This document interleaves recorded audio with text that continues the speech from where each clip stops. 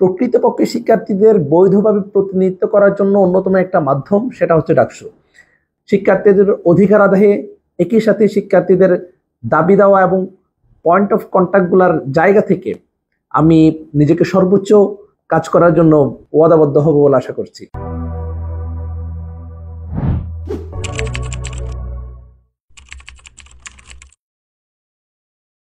এই মুহূর্তে আমরা যেই পরিস্থিতিতে আসলে দাঁড়িয়ে আছি সেখানে আপনি একটা জিনিস খেয়াল করলে দেখবেন যে অনেকগুলো স্টেক হোল্ডার হয়ে গেছে।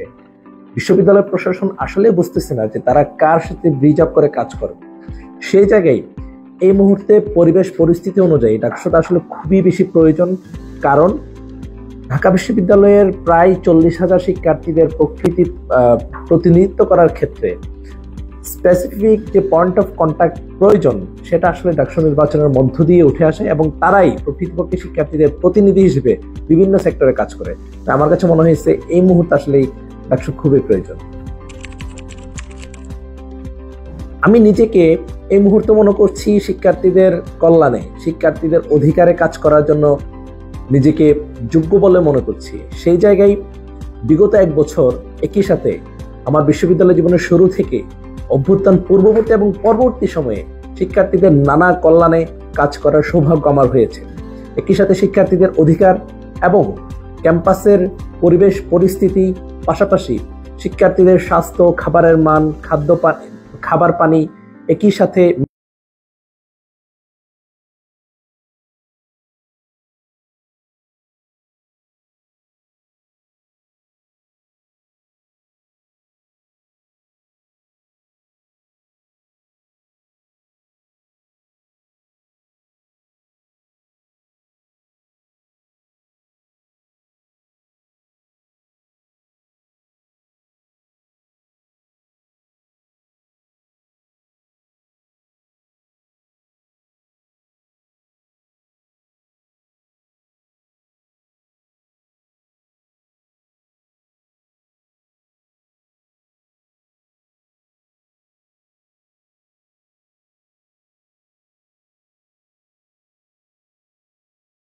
বিরুদ্ধে আমাদের যাত্রা, একই সাথে অভ্যুত্থান পরবর্তী সময়ে এসে শিক্ষার্থীদের কল্যাণে নানাভাবে কাজ করার যে প্রোফাইল সেগুলো মূল্যায়ন করে আমার কাছে মনে হয় শিক্ষার্থীরা আমাকে বেছে নেওয়ার ক্ষেত্রে ভূমিকা রাখবে। আমি নির্বাচিত হলে প্রথম যে কাজটা করব সেটা হচ্ছে আমাদের বিশ্ববিদ্যালয়ের শিক্ষার্থীরা যে খাবার খেয়ে বেঁচে থাকে, আমার কাছে মনে হয় না আসলেই প্রকৃতপক্ষে এই খাবার আমাদের ইমিউনিটি পাওয়ার অর্থাৎ আমাদের রোগ প্রতিরোধ ক্ষমতায় কিভাবে আমাদের শারীরিক মানসিক স্বাস্থ্য গঠনের ক্ষেত্রে খুব বেশি ভূমিকা রাখে।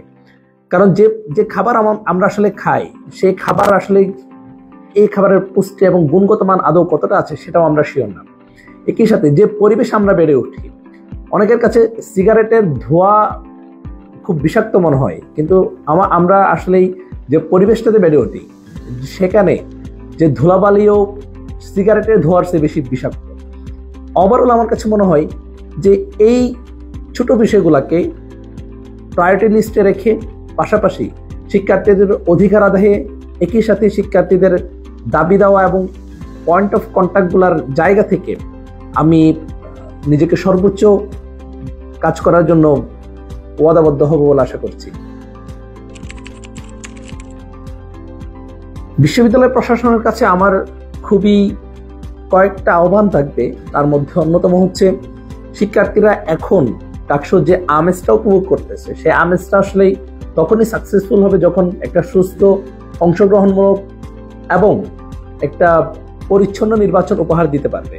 একই সাথে কোনো ধরনের বিশৃঙ্খলা যাতে না হয় এবং কেউ যাতে নির্বাচনের কোনো বিষয়ে প্রশ্ন তুলতে না পারে। একই সাথে যেসব শিক্ষার্থী অনাবাসিক যারা দূর থেকে আসবে তাদের নিরাপত্তা নিয়ে যেন কোনো ধরনের চিন্তিত না হইতে হয়, সে ব্যাপারগুলা যেন বিশ্ববিদ্যালয় প্রশাসন তাদের জায়গা থেকে সর্বোচ্চ গুরুত্ব সহকারে দেখে, সেই আশা এবং সেই আহ্বান বিশ্ববিদ্যালয় প্রশাসনের কাছে আমি রাখছি।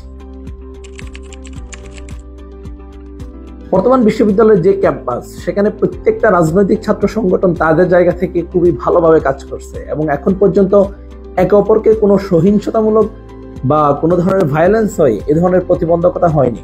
প্রত্যেকটা রাজনৈতিক ছাত্র সংগঠন তাদের জায়গা থেকে সমানভাবে কাজ করছে এবং শিক্ষার্থীদের কল্যাণে বা শিক্ষার্থীদের কাছাকাছি যাওয়ার একটা প্রতিযোগিতা তৈরি হয়েছে। এই পরিস্থিতিটাকে আমি পার্সোনালি যথেষ্ট ইতিবাচকভাবে দেখছি। একই সাথে আমি আশা করছি শিক্ষার্থীদের এবং রাজনৈতিক ছাত্র সংগঠনের যে সহ অবস্থান এখন ক্যাম্পাসে বিরাজ করছে সেটা যদি থাকে তাহলে কোনো ধরনের ভায়োলেন্স কিংবা সহিংসতা আমরা দেখতে পাবো না বলে আশা করছি।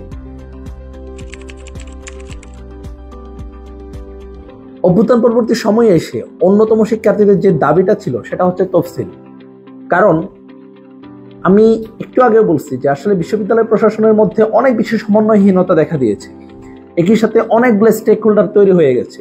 সেই জায়গায় প্রকৃতপক্ষে শিক্ষার্থীদের বৈধভাবে প্রতিনিধিত্ব করার জন্য অন্যতম একটা মাধ্যম সেটা হচ্ছে ডাকসু। তো অনেক বেশি দেরি হলেও বিশ্ববিদ্যালয় প্রশাসন সর্বশেষ এই সময়ে এসে ডাকসু তফসিল দিয়েছে, সেটাকে অত্যন্ত ইতিবাচকভাবে দেখছি। একই সাথে এই তফসিলের যথাযথ সময় যেন যাবতীয় কার্যক্রম শেষ করে ঢাকা বিশ্ববিদ্যালয় প্রশাসন তাদের একটা সুস্থ অংশগ্রহণমূলক একটা ডাকসু নির্বাচন যেন দিতে পারে সেই প্রত্যাশা এবং সেই আহ্বান রাখি।